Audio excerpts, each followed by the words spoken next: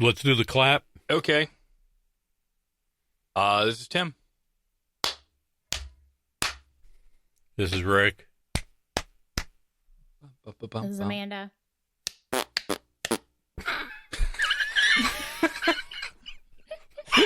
What was that? Weird clap. I don't know. I don't know. Weird. We talked, I think, last episode. I don't remember who it was. I really don't. But somebody mentioned Greenie. I'm assuming it was Dad, but I don't know. Yeah, Greenie. You had the name who bought it almost correct. I think you were like Kirk Hamlet or something like that. And it's Kirk Hammett of Metallica. He bought Gary Moore's Greenie in 2014 for, quote, unquote, less than $2 million. Now, wow. Kirk says he didn't pay even half of that, but who knows? I'm surprised. Yeah, I suppose the final cost or value is undetermined at this moment. Yeah, but I noticed one thing. I noticed that you had two other owners, prior to Kurt having it. Okay, and they never really. They basically, I mean, even Gary Moore, as popular as he was, he never basically had Gibson do a signature guitar of that. He had a signature guitar out there, but it wasn't Greenie. It was something different. Oh, so is Greenie just a one-off? It was a guitar given to him by, what's his name? I don't know. We're for the record, we're kind of bad at the names. Well, I'm really bad at names. But no, I'm trying to think. He was with Fleetwood Mac. He was the guitarist. And Peter Green? Peter Green, yes. I'm sorry. Peter Green. Yeah, Peter Green originally owned the guitar. Oh, I thought it was the other way around. Huh? I thought it was the other way around. No, Peter Green gave it to Gary Moore, and Gary Moore used it. And one of the things Gary Moore stated, now, I could be wrong about this, too, but I believe that I heard that Gary Moore said that the guitar was very hard to play. Not sure what he meant by that, whether it was just a fat neck, because it does have a fat neck on it, or what it was, but he said it was very hard to play. Go into the guitar store, pick up a guitar, be like, ooh, she got a fat neck. Yeah, got a fat neck. Yeah, and then when Gary Moore passed away, I don't know how he got it, but somehow he purchased it from the estate, or he got it from, some family member or something like that. I'm sure it was a family member. I don't know all the details in that. Interesting. Huh. Mm-hmm. I'll tell you what, let's play some intro music real quick, and then we'll keep on moving along. Okay, sounds good.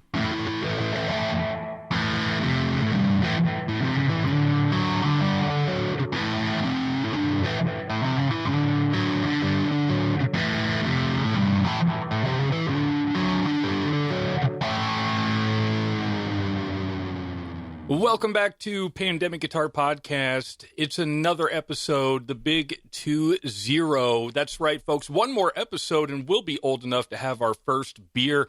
I'm your host, Tim, and on microphone number 4, because he's not on number 2 doesn't exist anymore, it's Rick. How you doing, everybody? Number 4, microphone number 4. We're going to talk about it here in just a minute, and then we can't forget Amanda, because she does her hair and puts on her headphones and gets all prettied up for a non-video podcast. That's right, Amanda. It's true. It's true. What's good in the hood? Wow. Good in the hood. Yeah, it's been actually we took a little break, I think. So that was nice. We were going to record last weekend and took a little time off, and here we are. So, yeah, everything's good. Weather's getting better. Says you. Well, okay, yeah. Today I woke up very early today because the tiny derecho was coming through. I mean, the wind was just blowing. It was strong enough to blow things around on my porch. Right. We had a lawn chair advisory. Here's the weird thing is that you guys are talking about how nice it's getting, and it's already been super, super hot here. So it's like hard for me to understand when you're like, oh, it's fine. We finally had a nice day. Like it's been like 100 degrees here already. Yeah. Really? Well, not fun. Yeah. Well, I tell you what, earlier in the month, it hit the 80s for a couple days, so I was able to get the motorcycle out, but now it's It'll get up into the 60s, 70s during the day, but it's still too cold in the morning. It is. So let's talk about microphone number 4. The reason why we had to get rid of number 2 is because, Rick, you decided to swap out microphones. I did. I thought that the original microphone that I had was I think it was made by, I think the sister or the main company was Warm Audio who made it, and it's called the 512. It was a spin-off. It's music. It's music. We call it the 512. Yeah, the 512. Yeah, 512. And I thought the microphone was a little on the muddy side. Listening to some of the podcasts that I've done prior. So what I did was I decided to break out the good old trusty Shure SM7B, and that's what I'm using right now. Yeah, we jumped on for a little bit yesterday and, kind of dialed everything in. I think it sounds a lot better than the 512, which is what I'm using. I'm using the Warm Audio 512. I believe it's the Limelight. It is. That's the same one I got. Yeah. It is the Limelight. So I like it for my voice and how I want to come across. I'm happy with it. But I thought for you, your voice is a little bit deeper naturally. Right. So obviously if it's a muddier microphone or muddier sounding, that's going to make you sound even more bassier. Right. And also I went out and I purchased, well, I don't have it yet, but I purchased a graphic equalizer to throw in line here. So that'll be hitting. I should have that tomorrow. Yeah, I probably won't have that box because you want me to build a new rack box for you. That's correct. I think the rails that I ordered, because I ordered you rails for, I believe, a 6-unit. Yes. I think they're coming in Thursday or Friday. So this coming weekend, I will grab some lumbar from the, wherever you go to buy lumber. Lumber. I'll just not the lumber yard. Yeah, just don't. That's not the right place to get the right wood. Anyway. Yeah, and ladies and gentlemen, I am using a secondhand microphone, in case anybody's wondering, that Tim probably got for $10 at the Walmart. So okay. Setup. All right, we'll talk about that. All right, that is the Samson Q2U. That is the best entry-level podcaster mic, in my opinion. They run, I think, $60. Oh, wow. They come with a stand. Or it comes with the stand. What else? Oh, it has the USB input for so you can just hook it straight up to your computer. But it also has XLR if you want to hook it up to a device such as the Zoom H6, which you have it hooked. I think you have it hooked up both. Yep.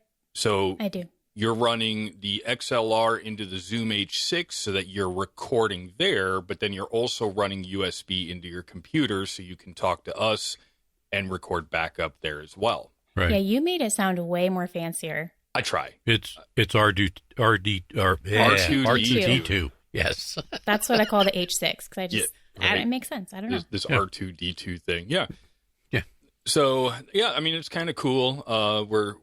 We got past episode number 7, which is where most podcasts typically fail. So I guess now we just keep on trucking and spending more money, which is what usually happens. I hope not. What money do we need to spend? Well, I'm just saying, you end up buying this, you end up buying that. I mean, all the equipment that I have, over the past couple of years, it's just like, oh, I want this. I want to add this. I want to be able to do that. And you just keep buying. I see. So you keep the Guitar Box in business there. Well, I tend to give most of my money to Street Puddle, but I do give a little bit of money to Guitar Box. Street Puddle? Yeah, Street Puddle. They're okay. I think they're in Indiana somewhere. I can't remember. I'm not good with math or geography. I think they are too. So. As Amanda just sits there looking at the screen like, I got nothing, folks. Yeah, I have no idea. So let's talk a little bit about signature model guitars. I find this topic really interesting. Because, it started off with the Joe Bonamassa signature, and it just kind of spiraled from there and grew into something that I think we could fill up a little bit of our listeners' time with. And by the way, listeners, thank you for listening, because we can tell that some of you listen multiple times. We appreciate that. That's me. Oh, yeah, it's me. One of the hosts is. No, You're two welcome. of the hosts. Two You're of the hosts welcome. are just racking. Yeah, okay, sorry, there are no listeners. We are the listeners. Yeah, there you go. I like this topic because, I've kind of hunted and looked at the James Hetfield signature guitars for a few years. I think some of them are pretty cool. They're a little out of my price point. They're a little out of my budget. But I think they would be cool. And it's, maybe I'd buy one. But then we started talking about, like, what's the value of a signature guitar? You know what I mean? Uh-huh. So I don't know. Rick, give us your thoughts on signature guitars. I want to hear from you first. Well, I think it all depends. I'm not crazy about signature guitars. I do have the only signature guitar I have is the Joe Bonamassa, the Black Beauty Les Paul. It's supposed to be I think it's a 57 Les Paul that he picked up or acquired somewhere. It was a Gibson custom, and he had Epiphone redo it and reissue it as an Epiphone. So it is a really nice guitar. And I forgot exactly what I paid for it. Maybe $600 or something like that. Maybe a little bit more than that. But right now I see the guitar going for $2,500 out there on some of the websites. Right. I mean, and that's a good point. Some signature guitars probably aren't necessarily worth what their MSRP. Right. But some may be very limited production or something like that. And there's a few of them to be had. And that, let's just say, because I think, weren't you saying something about, I can't remember which one we're talking about. Like there was a signature guitar. They made 3,000 of them, throwing random numbers out there. 1,500 went into circulation for purchase, and the other 1,500 were kind of put in the dark depths of a cave somewhere just in case. That's not a signature guitar. Oh, That's okay. You're talking about the I have a PRS. It's called the Vine. It's an anniversary one, and there was 300 made of the double cut, and there was one of the single cut. Single. What I mean by that is it's a single cut is like a Les Paul, has only one horn there on the bottom. Yeah. Where the double has two, like the Stratocaster, and the Vine has it's gorgeous inlay in the neck and also on the head of the guitar. Also has custom pickups and stuff like that in there. And supposedly, according to the website, they took and they created 150 of the single and another 150 of the double, and they created a few more, and they put those in storage, but only sold 300 of them. Now, that's what the website says, so I'm going by that. Legend has it. Yes. I mean, but that's okay. So that's my thing, though, right? Is some of these maybe they're not signature guitars, right, but they're super limited run, right? So, yeah, I guess sometimes it's like, oh man, I could be one of 300 people to own this particular guitar, and chances are you're probably the only one in your town that owns one. I mean, maybe not if you're in a big city, but probably, I don't know. I mean, being that there was only 150 produced of the double cut, that's the one I have. I would say probably I'm the only one in the state that probably has one. There might be another one, but I doubt it. Is there like a Facebook group out there for the 150 people that actually own the double cut? No, there isn't. Dad, how do you not have the Stevie Ray Vaughan guitar yet? I don't. Okay, but why? Do you just not want it? It's just not appealing, or? Well, here's my thing about artist guitars. I love the way Stevie plays. I really like the way he. I think he was great. I think he was right up there among the top. Just my opinion on this all. I think that. I think that's a very popular opinion. Right. And I mean, well, it depends, because Stevie's been gone for a long time. It's still there, and he's still very popular for currently. But I don't want to sound. I mean, when you buy an artist guitar, my opinion is this here guitar was set up it's very similar to the way Stevie had it. In other words, the look, there might not be the exact same pickups, but they're close. And I don't want to sound the same. That's my thing. You don't get anywhere in life by sounding the same as somebody else, duplicating their stuff and stuff like that. So you have to have a unique sound, and that's what does it. Well, no, I don't know about that. I agree with that, because there's tons of cover bands out there where that's all they do is cover another band. Right. And I always like it when they put their own, like, you can tell it's that song by that band, but it's just different enough to know that it's unique to them. Okay, but what about artists like Greta Van Fleet, where the vocalist is just like Led Zeppelin? Well, see, now if the wheel ever lands on Greta Van Fleet, you'll find out that sound was not intentional. Oh, really? Yeah, a lot of people think it was, but no, it wasn't. Okay, interesting. So I don't want. I mean, there's not a whole lot of information out there, so I don't want to spoil too much. Okay, so getting back to the question that Amanda asked me about the Stevie Ray Vaughan guitar. It costs too much money. Well, it's only $21.50. Yeah, only I know. But it would be a nice Christmas present, but. Well, wow! Hey, I got an acoustic guitar. Okay. Yeah. But anyhow, big price difference. I was going to say there's no comma in that one. But there's a decimal. There is a decimal. It's all the way on the right. Yes. Okay, so then, so the Stevie Ray Vaughan guitar is an artist guitar. It's not a signature guitar? Is that what I'm understanding?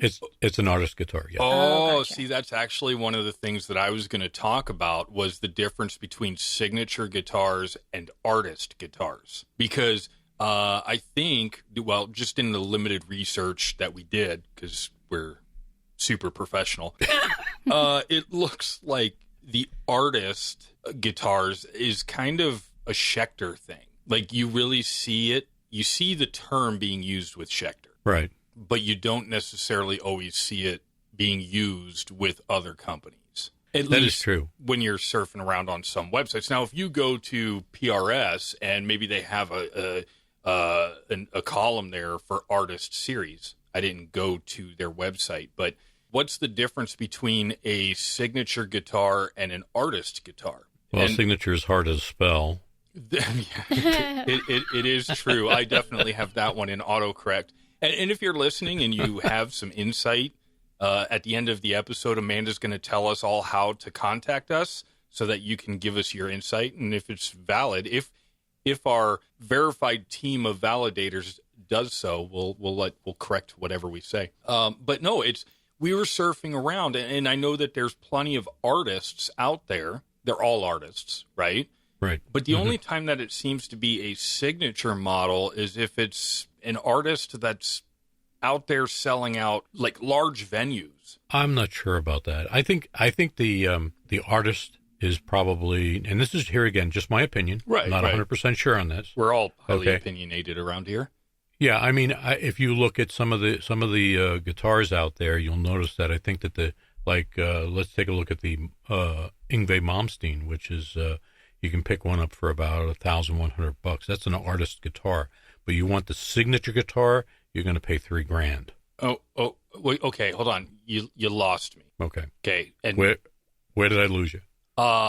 Actually, when you said Yngwie Malmsteen, that's where you lost me. And he's neoclassical. No, I get this, but I'm just tallying up how many times you use that name per episode. You should take a shot every time he says that name. Maybe after our 21st episode. Oh, yeah, okay. Yngwie's been around a long time, but anyhow.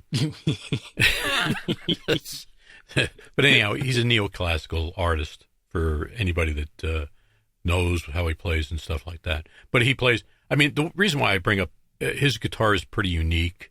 I mean, scalloped fretboard. I think he's using no, he's not using DiMaggio. He used to use DiMaggio, and now he's using Seymour Duncan in the latest ones. So Seymour Duncan.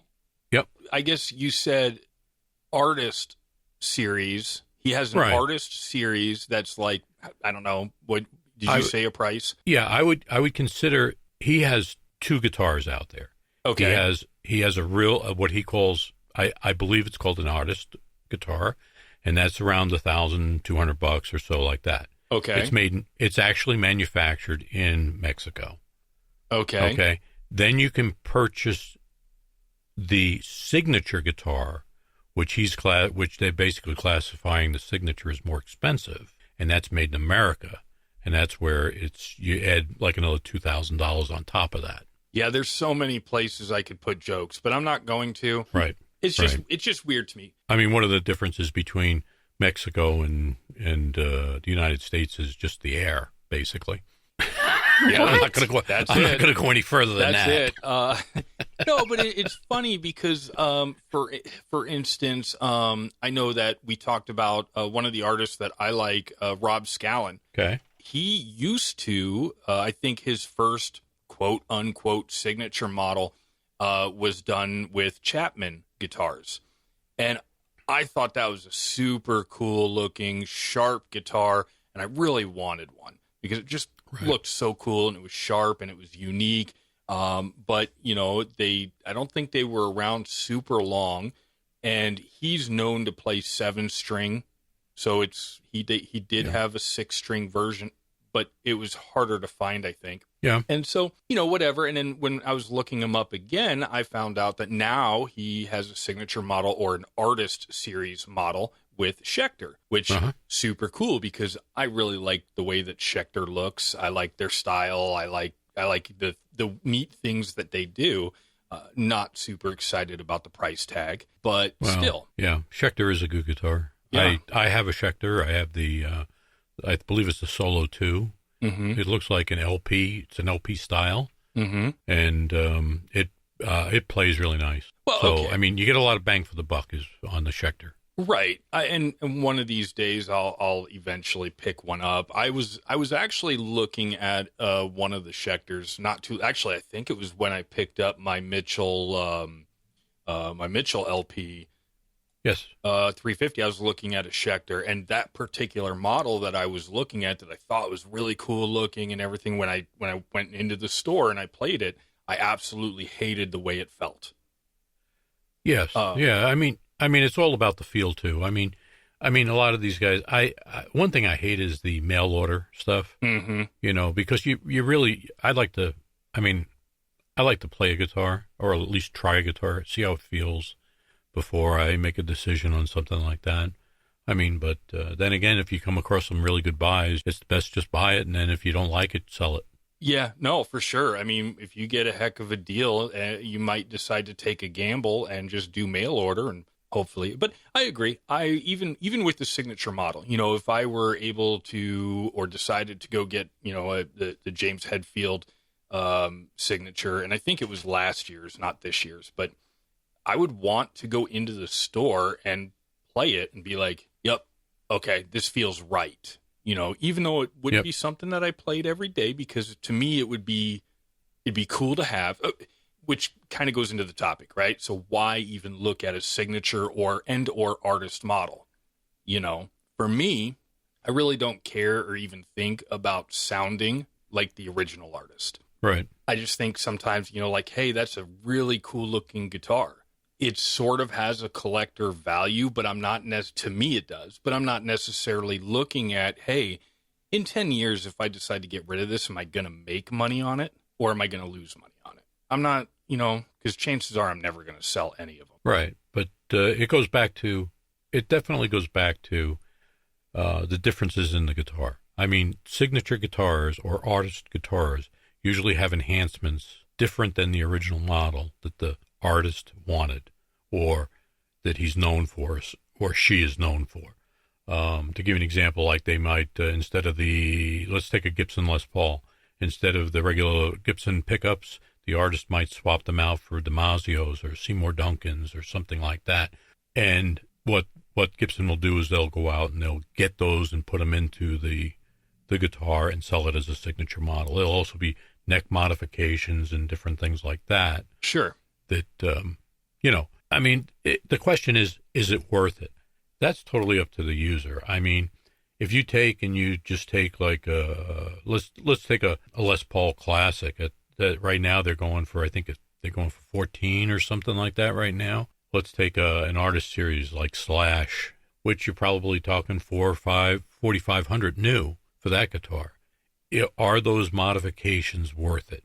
For $4,500, that should come with a pack of Marlboros and a top hat. But, here's the thing is, if you look at both guitars, okay, you're definitely getting different pickups. You're getting different hardware. Well, probably somewhat similar hardware, but you might be getting some. You might be getting some different. Instead of a radius of 8 on the neck, you're getting a radius of 12. So, there's things like that are going to be different. You might be getting instead of the stock tuners, you might be getting Grovers. There's a whole bunch of things. Right. So what you're really looking at is you have a signature or artist model, and let's just for easy math, let's just say it's $1,500, right? Okay. The almost exact same guitar, but without the name behind it, might be $1,200. So it's a $300 difference. So really, you're looking at what are you getting on top of this other model, this $1,200 model? What are you getting on top in the $1,500 model to justify the $300 extra? Well, perfect example is Gibson versus Epiphone. You look at the Gibson Les Pauls, and they're very expensive. There's a lot of people that understand that the name on the top of the headstock brings a lot of value to the guitar. But then you also have Epiphone now that's selling that guitar for the same guitar for a third of the price. Yeah, okay, but then there's companies out there that I would say 5 years ago were no names. They were nobody. They were $70 Amazon guitars. Now they've made it into the guitar box, and they're $200. Yeah, and because I remember I went in, I'm like, when the heck did that brand become a guitar box shelf item? Yeah, I don't know. Just maybe it was popular and sold quite a bit, and Guitar Box said, "Hey, we need." Their buyers went out and purchased a large quantity and decided to sell them. Yeah, I don't know. That's hard to say, but that's usually what it is. So, okay, Amanda, you've been quite quiet over there. Quite quiet. What would make you, if you were in the market for a guitar and maybe a signature model? J.B. Brubaker. I figured, okay. That was a good okay. So we already know we're talking about $999.99. Hey, I heard a rumor that Pandemic Guitar started to follow August Burns Red on Instagram. Indeed, they did. What? Yeah. I didn't hear that. Yeah. Yeah, where'd you hear that rumor? Oh, I heard it around. A lot of people talking about it everywhere. Yeah, I highly doubt that.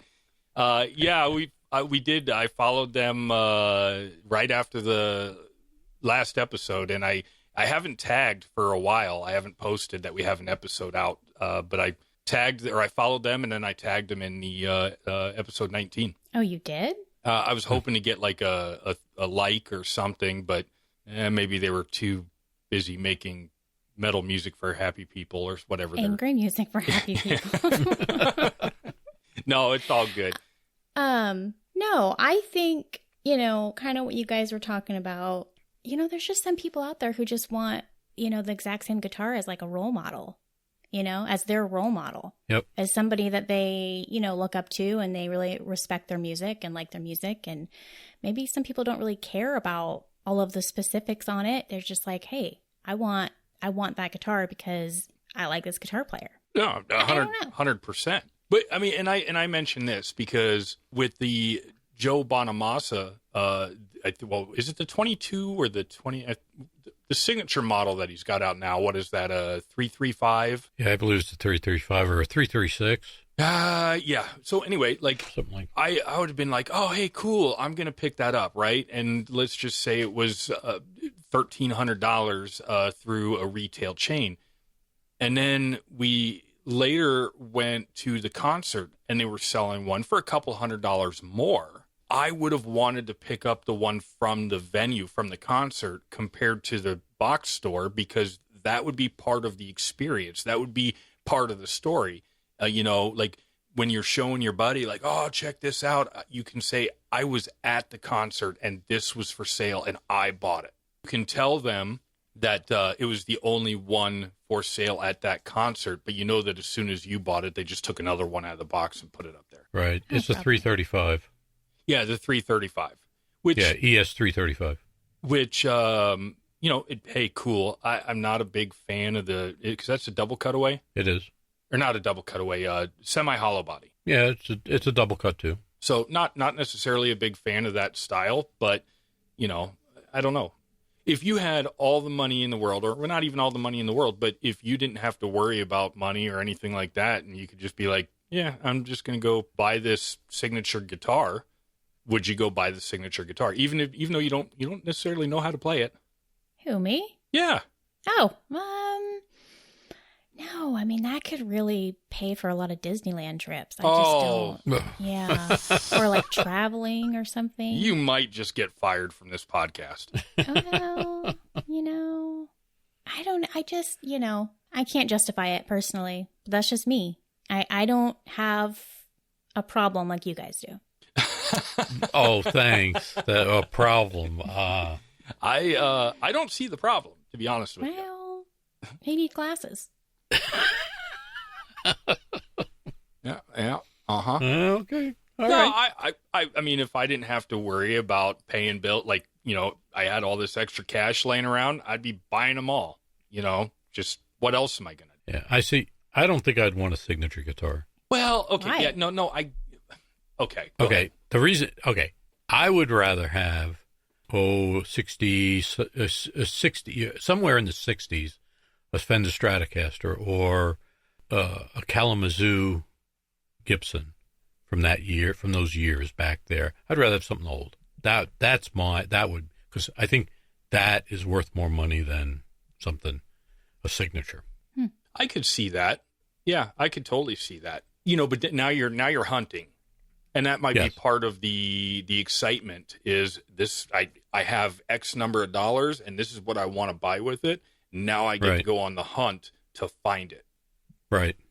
So I can totally see that. Yeah, I'd rather find the ultimate experience would be to walk into a yard sale and find a 1957 Les Paul sitting there and they only want $10 for it. And it has rusted strings on it. It just don't sound right. I don't know what's wrong with it. Yes, yeah. Here, take it off my hands. Yeah, I mean, you got to kind of feel guilty when you take advantage of that one. Yeah, I'd say, hey, you have it for $5, I'll give you $20.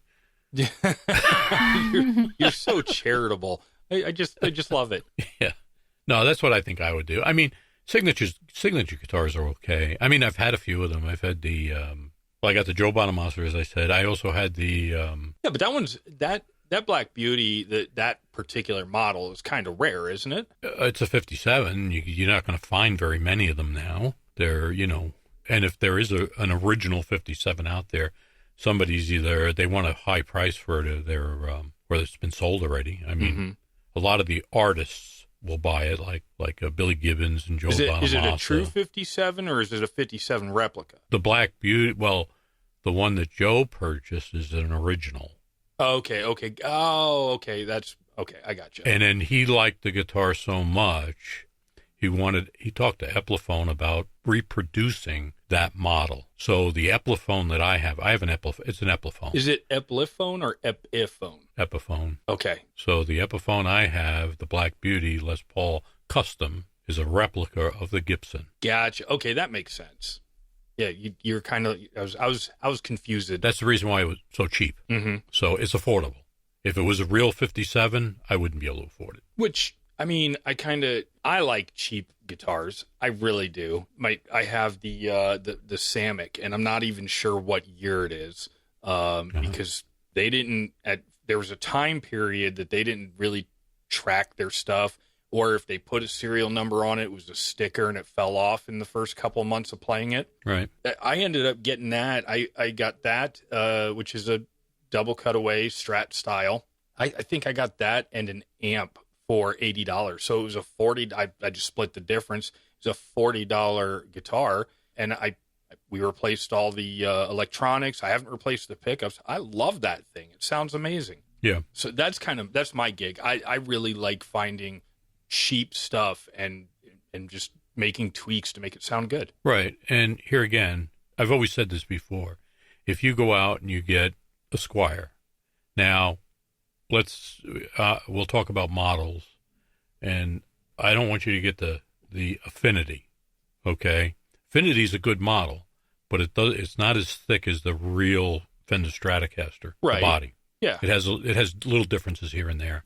So if you get like the American, what they call it, the Squier American, I believe it is, or the Vibe is another one. Those have the full-size thickness bodies on them. And if you just upgrade the hardware, and I mean, you can pick up one for fairly cheap. If you just upgrade the hardware on this thing, like put new pickups in it, put new volume and tone controls in it, new switch, new jack. Yeah, just replace all the electronics. Yeah, and or you're gonna put maybe another $300 or $400 in it, but you just you have a nice guitar at that point. Mm-hmm. Today you're seeing more and more artists use things like Epiphone and Squier and stuff like that on stage. You know, at least I am. That's one thing I notice. I notice a lot of them are using different manufacturers. It's just not all Fender and not all Gibson. Well, is that because the manufacturers are trying to promote their, for lack of better terms, lower end brand? So they're out there trying to get artists to be like, hey, you can be the first sponsor for, Mitchell, or is it that a lot of these players are finally, just like, I'm not going to sit there and road wear a $3,000 Gibson. So I'm going to go out and get a $120 Mitchell, and I can beat the garbage out of it. And I don't care. Yeah, I think there's a fine line here that you're drawing, and the fine line is a professional plays and makes money, and he is going to take and utilize that instrument, whether it be an original Les Paul 57 or even a Stratocaster made back in the early 60s. I mean, they're going to play it. They're not going to they have their set. They travel with these guitars and they use them all the time. Mm-hmm. And when they wear out, some of them have them repaired, some of them sell them off. It's a gambit on what they do. But I mean, it's a fine line.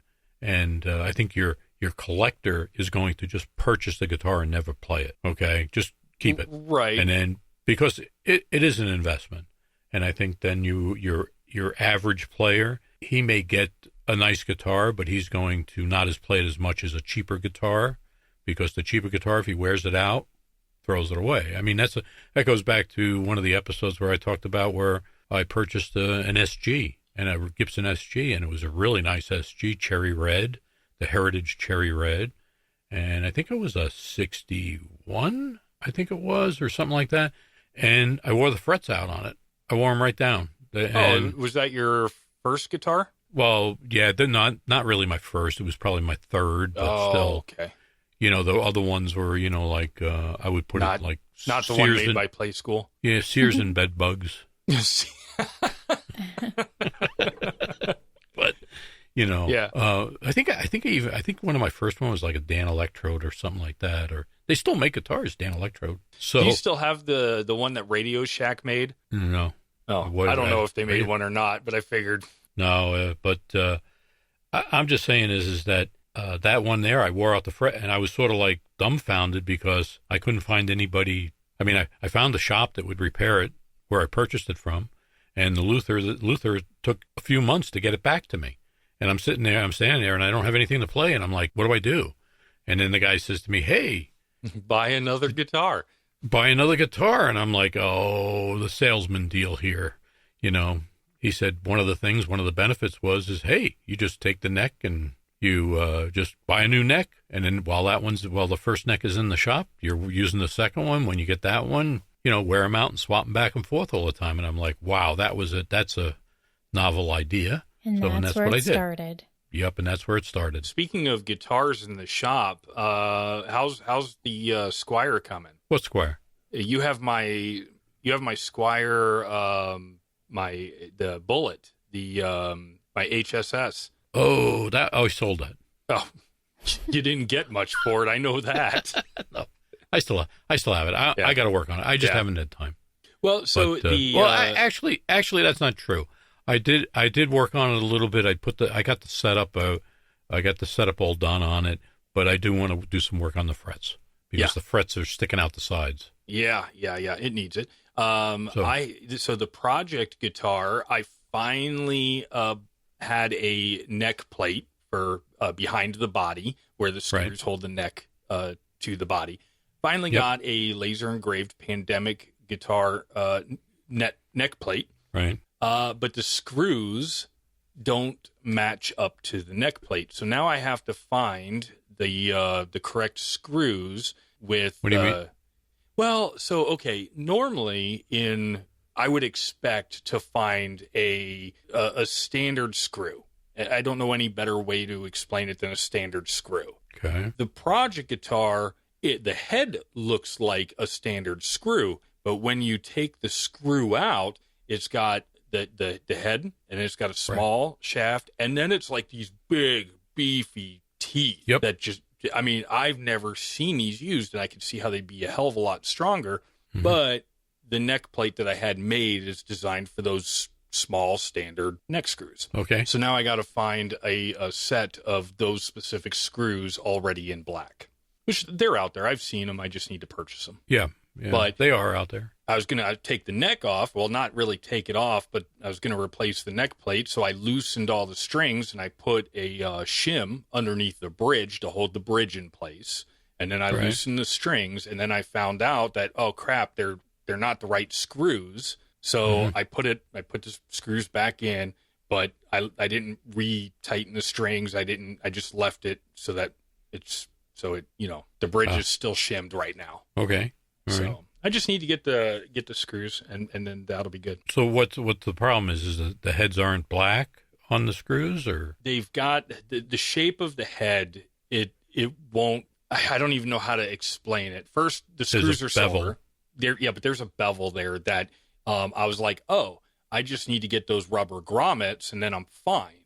But then I'm like, well, that would suck having 4 screw heads with grommets sticking out the back. So I'm like, I just need to get the right screws. Don't use rubber grommets. Yeah, no, I wasn't going to. It should be just solid right on there. Yep. So I'll figure that out. I mean, worst case scenario, I'll have to find a different neck plate and have a new one made. And then we can just save this one for the next project guitar. Right. You can go out. I think Stu Mack has them. Yep. I'll take a look. But anyway, we're getting way off topic like we always do. Let's see. Is there any like cool things, like not necessarily history or anything? You got anything like that? I don't know. Do you have any history, Amanda? I don't see anything. Oh, okay. Well, I saw you got. Okay, here's some trivia for you. What is the most expensive signature guitar? What model? No, just whose guitar is the most expensive signature guitar that we were able to find? Okay, I would say that the most expensive guitar. I would say, Kurt Cobain. Yeah. I would say. Well, I was going to say him, and there was another one too. I was going to say. I thought maybe Jimi Hendrix or Gilmore. Okay, hold on now. Is this technically considered a signature guitar, or is it just his guitar? Because isn't a signature guitar like a guitar that's manufactured after the fact? You know what I mean? Well, it could be. It's a guitar that the artist might have. Hey, I want this in the guitar, and this is the way it's going to be. You know? Oh, I see what you're saying. So it might not necessarily be. Yeah, I'm thinking that this was probably just his guitar that he used on stage. Yeah, and does he have like a replica? Does anybody know if they sell like a artist guitar for him? I think at one point in time I seen some Kurt Cobain replicas or signatures, but man, I haven't seen anything in a long time. That one went for $6 million. That was his guitar, though. Yeah, that was his guitar, but it went for $6 million in 2020. Right. And that would be that wasn't even that long ago. That would be a high price. Yeah, it looks like Fender did a Kurt Cobain Jaguar. Jaguar, yeah. Jaguar. Yeah, like the car. And how much does that run? About $1,550, $1,600, somewhere in there. I mean, if you look around, I think you can get a little bit cheaper, but that was just the first one that popped up. And I don't know if they're still made or not, but it is what it is. Interesting. Yeah. Cheaper than $6 million. Yeah, it sure is. Yeah, that's just pocket change, right? Not for me. But in 2020, the start of the pandemic, I mean, who had $6 million to blow? There's a lot of, I mean, an investor or somebody who really liked that guitar. Wanted to own it. And it's only going to gain value. Maybe? You don't think so? Well, no, I that didn't. one that was played on MTV Unplugged. Yeah. That would, I would say, eventually. I mean, that's one of a kind. Yeah. Yeah, but the thing is here again, going back to signature guitars, you got to find somebody that's what they want. They want that guitar, and they'll pay that price. I mean, if you walk into Guitar Box and say, "Here, this is this guitar," they're not going to offer you that.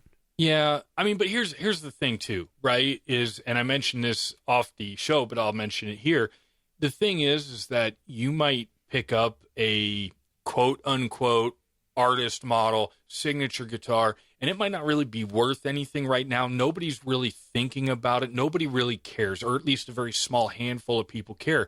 But then all of a sudden, that artist gets into a tragic car accident or whatever, passes away. All of a sudden, it's headline news, and now there's this larger group of people that are like, oh, crap, I got to find this signature guitar. I got to find these items because they're now all of a sudden I have to care because they're going to go up in value. Right. And that's not, I'm not saying that's always the case, but that can happen quite often, is that something doesn't have any value right now. Sure. At some point in time, somebody's going to pass away, and there's going to be somebody who has the money or maybe just has the available credit that they're going to go out and scour the world and try to find every single piece of memorabilia they can for that person. Yep. Mm-hmm. Which is, it's kind of sad, but that's what happens. Yep. Okay. So we're getting kind of low on time here. You want to move on and kind of talk about what's next? Are you playing Candy Crush, Amanda? No, and you know what? I think I'm really high. I think my voice, like my volume is too high because like the spikes on the thing are like crazy. You want me to give you some bass? Yeah. Hello, I'm Amanda. All right, well, we'll take a look at that. We have, I'm not sure if this is going to happen next episode or not. There's a very good possibility. But we need to go back to the wheel. We have the Wheel of Musicians. I think it's time to give that a good spin. What does everybody think? Yeah. Go for it. Weird Al. Let's get Weird Al on there. Yeah, so Weird Al is the wild card. Let's bring up, I'm going to share my screen with everybody. All right, so on the wheel, just to remind everyone, we have Dave Grohl, Josh Kishka of Greta Van Fleet, Stevie Ray Vaughan, Tommy Emmanuel, Ryan E. Parrish, and in the wild card, the wild corner, Weird Al Yankovic. Let's go. Hold on a second here. I'm going to do a little shuffling. We got to make it fair. So I'm shuffle, and spin. Ladies and gentlemen, here it goes. And it might be Tommy Emmanuel. It might be... Oh, come on. Come on. 2 in a row. Oh, my God. Again. The guitar gods favor me. Ryan E. Parrish. This wheel is rigged. I shuffled it like 6 times. I thought it was going to land on Tommy Emmanuel. Oh, that was great. And I'm just sitting there, and I'm like, "Oh, Tommy Emmanuel. Okay, I gotta get busy on that." And then the next thing you know, it's like just crossed the line. I can't wait for Tim to not do his research again and not listen to Ryan E. Parrish and come to the table like, I don't know, wasn't my pick. Don't know what he sounds like. I don't care. Oh, gee. Oh, man. Well, I This think is that's exciting. what it is. I want to say this wheel's rigged, but I think that the wheel just knows that if we just blow through all of Amanda's choices, she's not going to have any. It's true. It's true. No, we should do a redo and put Weird Al on every other one. Okay, all right, that's what we should. Well, then it will be Weird Al. You know that. Yeah. Yeah. All right, guys. Wow. Prepare for like no information because there's not a lot out there about him, but it's going to be great. It's going to take all of 3 minutes. It's pretty much the same thing as saying, hey, everybody, we're going to be back in 2 weeks, but we ain't going to have nothing. So, just find something else to do. Yeah, only one sentence worth of material. Oh, man. Yeah. All right. It's not funny. rigged. It's not rigged. Not rigged. Can't be rigged. It's not. This stupid wheel. Oh man! All right. You know what we forgot? You know what we forgot to talk about is the progress of the song. Oh, Yeah, we didn't mention right. that. Okay. Our Yeah. 60-second ballad. Right. Yeah. I haven't done much with it. I know you were busy. Well, I was busy this week too. So hold on, but Dad and I have actually worked on it. He sent me like the action. I said, Dad, like you need to like illustrate it. So he wrote like a thing out because you know the thing that he sent you and I, Tim. And he said, well, I sent it to you. And I said, I thought that was tic-tac-toe. That's what it looked like. What? Yeah. Like he illustrated like the circles, like where the frets or where the... yeah, the tab. Okay. Yeah. The tab. Yeah. Okay, I don't the know. finger I don't diagrams. think. I don't think he sent me I thought the it was tab. tic-tac-toe. I thought it was tic-tac-toe. I think I got the drum track, and then I got the drum track with an example of guitar on top of it. And I'm playing around with the chords, and I'm just like, I don't know how to even make sense of this the drum track. Okay. But it's just me. Okay. Oh, yeah. I still can't All make right. sense of the Bad guitar. Well, Dad, we did FaceTime. He taught we like 2 nights in a row we did FaceTime. Yeah, we did. And let me tell you, I still don't have feeling in like these 2 fingers. Oh, Okay. yeah. Because Dad's like, you have to really push on it. And I'm just like, if I push any more, these strings are going to go right through my fingers. Yeah, I don't think that's healthy. that's happened. I get that. I still get that when I play the acoustic. The electrics don't really bother me anymore, but the acoustic still does. It's weird. It is weird. Anyway, But so you didn't bring it with you to show us your progression. well, there's not much progression, unfortunately. You mean not much progress on the progression? Yeah, there you go. Well, There's more like procrastination on the There you go. progression. Yeah, There we go. we still have some work to do on that. Yeah. I mean, we'll get there. Hey, I'm just throwing out ideas to see what sticks to the wall. It's a great idea. It's just we're all busy, and for we're also sure. all on different. Well, we're on different time zones, so that doesn't help either. Yeah, Right. yeah. So we'll keep working on that, and then hopefully sooner than later we'll have our 60-second ballad out there. Or a 60-second ballad that Ballad. only lasts 15 seconds. Yeah. It's going to be like the one note challenge. The one note- challenge. Yeah, you have to. I'm going to play one note. You have to figure out what song it is. Oh, geez, that's hard. Pick a random note. I have no idea. Yeah, neither do I. I just picked a random note. Wow. There you go. There you go. All right. Well, Amanda, right. did you prepare an outro for us? You know, I didn't. Oh my goodness. I All right. know. Hey, guess what? I do have an outro. Okay. All right. This is a joke. Okay. I've been holding on to this one. All right. You can Okay. tell everybody how to get a hold of us? Yes. If you Yeah. want to reach us on Instagram at Pandemic Guitar. That's correct. There we go. Woot, And then woot. also, you know what? Why don't you just do it? Because I don't have that information. What's the email? Are we just doing Instagram? Instagram is at Pandemic Guitar. There you go. And then email is pandemicguitar@icloud.com. But also on Spotify, you can, if you're listening on Spotify, you can also respond to the episode. Did you notice that? No, so, okay, I don't use Spotify, Oh. but you reached out. So episode 19, for some reason, on the first day that it came out, it would not play. Yeah. But the next day, because I was looking into it, I'm trying to figure out what's going on. The next day I go and it plays just fine. So I don't know why Spotify wasn't playing the episode on day one when it released. No Weird. idea. I just couldn't handle it. Yeah. Couldn't handle it. All right, here's my joke. You guys Okay. ready? And I'm going to give you this joke, and then we're going to be done with this episode. Okay. All right. What is a guitar's favorite cheese? What is a guitar's favorite cheese? Yeah. String cheese? Oh, what? I thought it was going to be harder than that. All right. Like, that literally was the first thing that popped. And I'm like, that can't be right. Oh, that was right. Oh, man. That was right, you guys. Oh. Well, like Amanda said, that's the end of the episode. So I guess we'll get together and have a little chat in 2 weeks. Yeah. Sounds good. Okay, bye.